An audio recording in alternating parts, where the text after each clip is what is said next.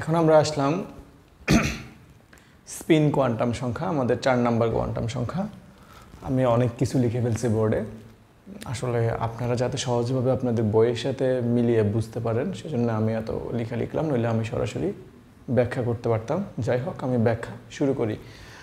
আমরা এখানে কিছু কথা লিখলাম, আমরা যদি একটু আন্ডারলাইন করে দেখাই যে নিউক্লিয়াসের চারদিকে ইলেকট্রন আবর্তন করার সময়, তাইলে আমরা এটা কিভাবে দেখছিলাম, এটা হচ্ছে আমাদের একটা নিউক্লিয়াস। এই নিউক্লিয়াসের চারদিকে থাকে অনেকগুলো কক্ষপথ। কি থাকে? অনেকগুলো কক্ষপথ, যাদেরকে আমরা এন দিয়ে প্রকাশ করছিলাম। একদম প্রথম ক্লাসে এন দিয়ে প্রকাশ করছিলাম। n = 1 হলে সেটাকে আমরা কি বলছিলাম? কে শেল। n = 2 হলে তাকে আমরা কি বলছিলাম? এল শেল। এল শেল বলছিলাম। তাহলে এই যে শেলগুলোতে ইলেকট্রনটা কোথায় থাকে?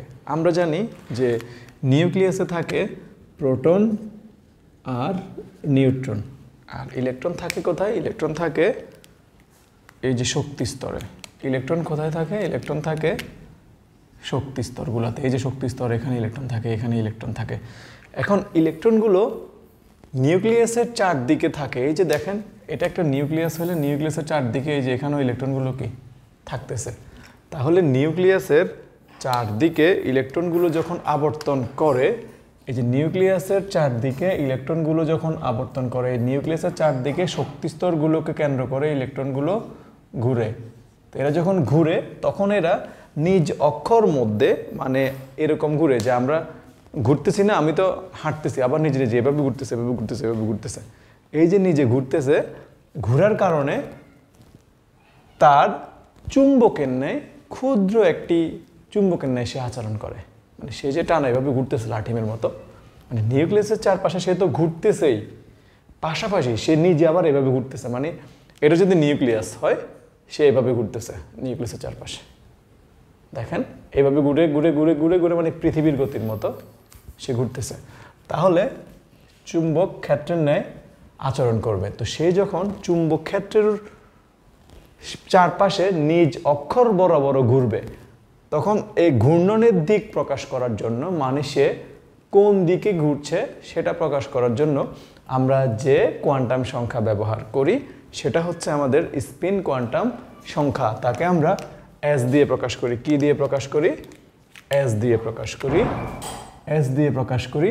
আর এস মানে হচ্ছে স্পিন, স্পিন মানে হচ্ছে ঘূর্ণন। এখন এটাকে আমরা দুই ভাগে ভাগ করতে পারি। কয় ভাগে? দুই ভাগে। একটা হচ্ছে ঘড়ির কাঁটার বিপরীতে, আর একটা হচ্ছে ঘড়ির কাঁটার দিকে। ঠিক আছে, আমরা নর্মালি জানি ঘড়ির কাঁটা চলে এইভাবে, ঘড়ির কাঁটা চলে এইভাবে। তাইলে এইভাবে যেটা ঘুরবে সেটা হচ্ছে অ্যান্টি ক্লকওয়াইজ। এটা কি? অ্যান্টি ক্লকওয়াইজ,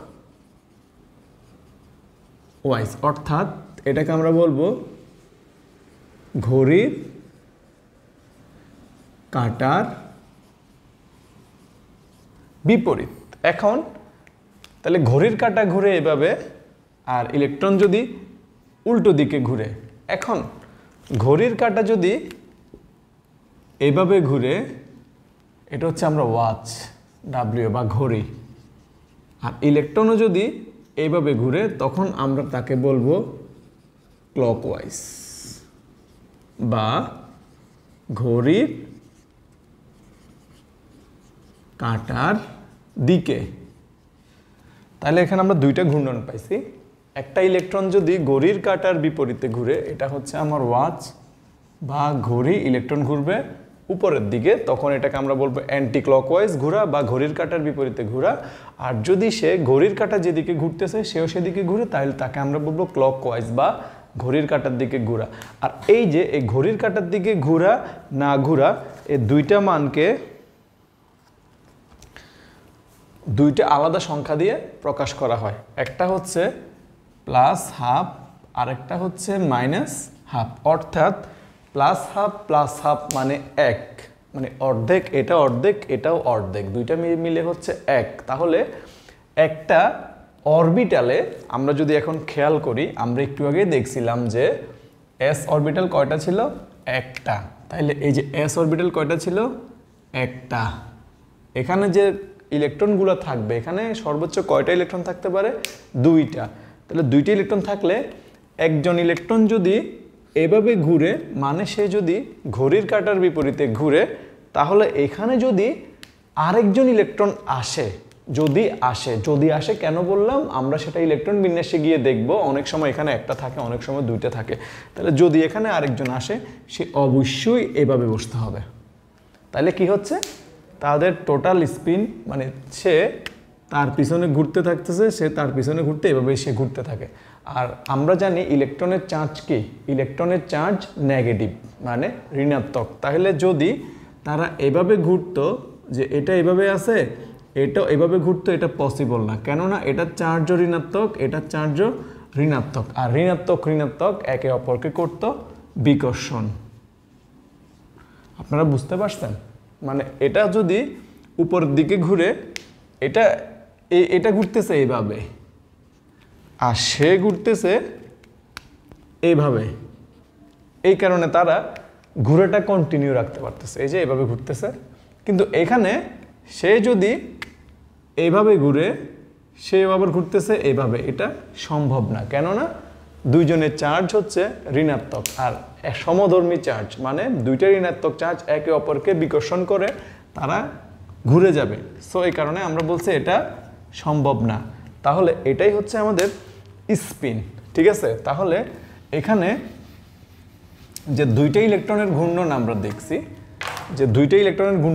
দেখছি, এদেরকে আমরা এভাবে প্রকাশ করতে পারি যে প্রথম যে অ্যান্টি ক্লকওয়াইজ ঘুরছে সেটা যদি আমার -12 হয়, তাইলে লাল যেটা মানে ক্লকওয়াইজ ঘুরছে সেটা হচ্ছে -12। ঠিক আছে? তাইলে একটু আগে আমি যে আপনাদেরকে ম্যাগনেটিক কোয়ান্টাম সংখ্যায় এরকম বক্স করে করে আর অনেকগুলা ইলেকট্রন দেখাইছি, সেগুলো আসলে আমি আপনাদেরকে স্পিন কোয়ান্টাম সংখ্যা দেখাইছি। আমরা যদি পি অরবিটালের ক্ষেত্রে বিবেচনা করি, খেয়াল করেন আমাদের পি অরবিটাল ছিল কয়টা? পি অরবিটাল ছিল 3টা। তাইলে এই 3টাতে প্রত্যেকটাতে 2টা করে ইলেকট্রন থাকবে। থাকলে এখানে যদি একটা ইলেকট্রন এভাবে আসে, সে এভাবে থাকুক, যদি একটা ইলেকট্রন আসে। অথবা সে একটা ইলেকট্রন এভাবে না থেকে সে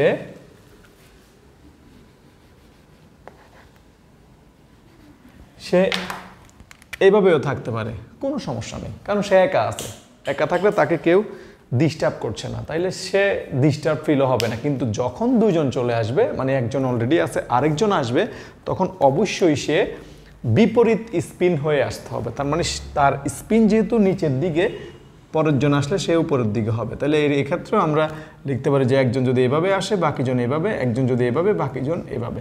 কিন্তু একজন থাকলে সে যে কোনোভাবেই আসতে পারে। তাহলে এটা দ্বারা আমরা স্পিন কোয়ান্টাম সংখ্যা ক্লিয়ার করতে পারছি। তারপর আপনারা যদি কেউ না বোঝেন, অবশ্যই আমাকে কোশ্চেন করবেন, কমেন্ট বক্সে জানাবেন। আমি চেষ্টা করব আপনাকে বোঝানোর জন্য নতুন ভিডিও নিয়ে আসে। আসসালামু আলাইকুম ওয়া রাহমাতুল্লাহ।